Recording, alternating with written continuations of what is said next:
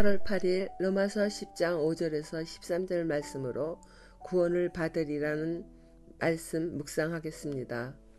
복음의 메시지에 대하여 비아냥거려서는 안 됩니다. 5절 말씀입니다. 모세가 기록하되 율법으로 말미암는 의를 행하는 사람은 그 의로 살리라 하였거니와 믿음으로 말미암는 의는 이같이 말하되 내 마음에 누가 하늘에 올라가겠느냐 하지 말라 하니 올라가겠느냐 함은 그리스도를 모셔내리려는 것이요 혹은 누가 무저강에 내려가겠느냐 하지 말라 하니 내려가겠느냐 함은 그리스도를 죽은 자 가운데서 모셔 올리려는 것이라. 어찌하든지 동족인 유대인의 구원을 위하여 애쓰는 바울은 율법으로 구원받을 수 없음에 대하여 또다시 부가 설명을 합니다. 지치지 않고 이처럼 자세하고 치밀하게 구원의 도리를 설명하는 바울은 하나님의 의를 알지 못한 채 율법을 지킴으로 자신들의 의를 세우는데 힘쓰는 그 동족 유대인에 대해서 자신들이 하나님의 의에 불순종하는 자가 된 것을 알지 못하니까 그것을 깨우치기 위해서 이렇게 누누이 말씀하는 거죠. 부모로부터 배우고 오랫동안 몸에 배인 습관이나 자기 생각이 쉽게 바뀌지 않는 인간의 고집스러운 마음이 이러한 유대인뿐만 아니라 우리 모두에게도 있습니다. 이와 같이 고집스러운 사람을 만나 전도하는 일이 쉽지 않아서 몇 번 전도하다가 포기하거나 회피하는 경우가 우리들도 많이 있잖아요. 이 또한 하나님의 사랑이 부족하다는 것을 알려줍니다. 그러나 동족의 구원을 위하여 지치지 않는 듯 그 끊임없이 바울은 설명하고 있습니다. 구원의 바른 길로 돌아오라고 외치는 것입니다. 바울의 이러한 열정은 마지막 시대를 살아가는 그리스도인들에게 우리들에게 매우 중요한 말씀인 것을 다시 한번 깨닫게 되네요. 율법의 마침이 되신 예수님으로 구원받았다고 말하나 여전히 내가 무엇인가를 열심히 하는 것이 구원에 드는 길에 조금이라도 도움이 되는 것처럼 그렇게 행동하는 믿음이 단 1%만 있다 해도 그 믿음은 헛것이기 때문입니다. 예수님이 다 이루신 것을 내가 1% 뭔가 했다고 그것이 예수님을 도와서 구원을 받게 되는 거라고 착각한다면 예수님 보시기에 얼마나 답답하겠어요. 구원받는 길에는 오직 예수님만이 그 길을 들어설 수 있도록 열어주신 것입니다.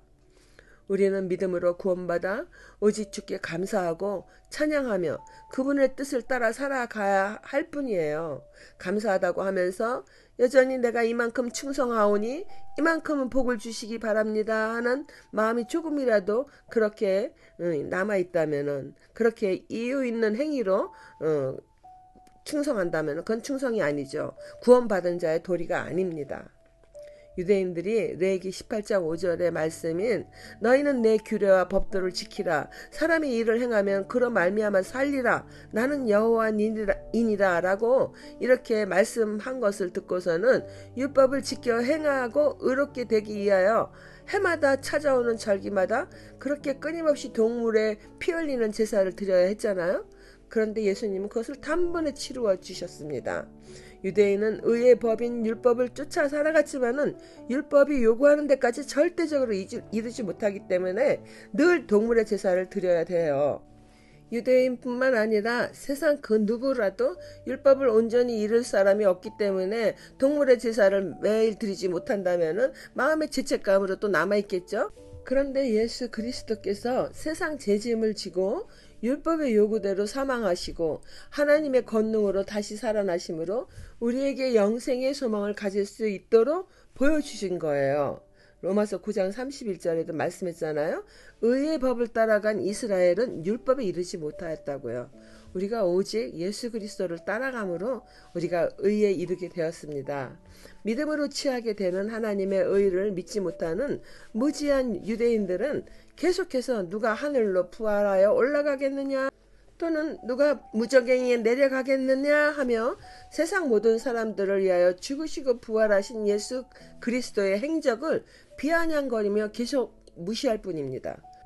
그러나 그들이 부활하신 예수님에 대하여 억지로 이 땅 가운데로 끌어내리려 하거나 세상 사람들을 대신하여 무적응의 죽음에 처한 적이 없는 것처럼 끌어올리려고 해도 그것은 그들의 억지일 뿐이죠. 바울은 그런 말을 이제 하지 말라는 것입니다. 적용 질문입니다. 유대인이 율법을 쫓아 의를 이루려고 자기 의를 내세우며 열심을 낸 어리석음처럼 복음을 온전히 믿지 못하여 열심을 내고 있지는 않습니까? 자기 열심의 결과가 뜻대로 이루어지지 않거나 한계에 다다르면 원망과 불평을 쏟아내며 시험에 빠지게 됩니다. 진리이신 예수 그리스도의 은혜로 자유한 믿음 생활을 누리며 사십니까? 둘째 단락입니다. 율법은 그리스도의 그림자입니다. 그러면 무엇을 말하느냐? 말씀이 내게 가까워 내 입에 있으며 내 마음에 있다 하였으니 곧 우리가 전파하는 믿음의 말씀이라. 내가 만일 내 입으로 예수를 주로 시인하며 또 하나님께서 그를 죽은 자 가운데서 살리신 것을 내 마음에 믿으면 구원을 받으리라. 사람이 마음으로 믿어 의에 이르고 입으로 시인하여 구원에 이르느니라. 바울은 8절에서 그러면 무엇을 말하겠느냐라며 자신이 무엇을 말하려는지를 유대인이 신뢰하는 토라의 말씀으로 다시 확실하게 믿음의 도를 증명합니다. 신명기 30장 14절 말씀이죠. 오직 그 말씀이 내게 매우 가까워서 내 입에 있으며 내 마음에 있은즉 내가 이를 행할 수 있느니라. 이렇게 성경 말씀을 들으면은 유대인들은 안 믿을 수가 없는 거죠. 바울은 우리가 전파하는 예수 그리스도가 너희들이 의지하는 율법의 실체라는 것입니다. 히브리서에서도 율법은 장차 올 좋은 일의 그림자라고 딱 말씀하셨잖아요. 이 말씀대로 율법은 예수 그리스도의 그림자였습니다. 그림자의 주인이신 예수님이 이제 율법을 따르는 그들에게 진짜 오신 것입니다. 유대인이 매일 암송하고 쫓아 살아가는 율법의 완성자인 예수님이 가까이 계시며 그의 성령이 마음에 계신다는 것이죠. 그들은 율법을 외우고 쫓아 살아가지만은 늘 율법을 온전히 지키지 못하는 부족함을 갖고 더 열심히 율법의 종노릇을 하는데 그게 아니라는 거예요. 이제 하나님의 뜻대로 살기 위하여 율법을 온전히 지키려는 너희들에게 그 율법의 완성자가 이미 성령으로 와 계시니 이제는 입으로 예수를 주로 시인하고 그를 죽은 자 가운데서 살리신 것을 내 마음에 믿으면 구원을 받겠다고 이렇게 바울은 선포합니다. 이 확실한 구원의 도리를 이처럼 자세히 알려주는 바울의 심정을 통해 로마 교회가 거듭나고 부흥하게 된 것이죠. 그들은 순교도 이젠 두려워하지 않고 믿음의 도를 지킴으로 세계 복음화의 모판이 되어준 것입니다. 적용 질문입니다.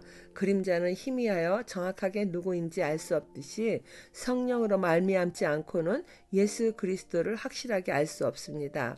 성령과 날마다 동행하며 예수 그리스도의 은혜 안에 살고 계십니까? 마지막 단락입니다. 주의 이름을 부르는 자 영생의 복을 받습니다. 성경에 이르되 누구든지 그를 믿는 자는 부끄러움을 당하지 아니하리라 하니 유대인이나 헬라인이나 차별이 없습니다. 한 분이신 주께서 모든 사람의 주가 되사 그를 부르는 모든 사람에게 부여하시도다. 누구든지 주의 이름을 부르는 자는 구원을 받으리라.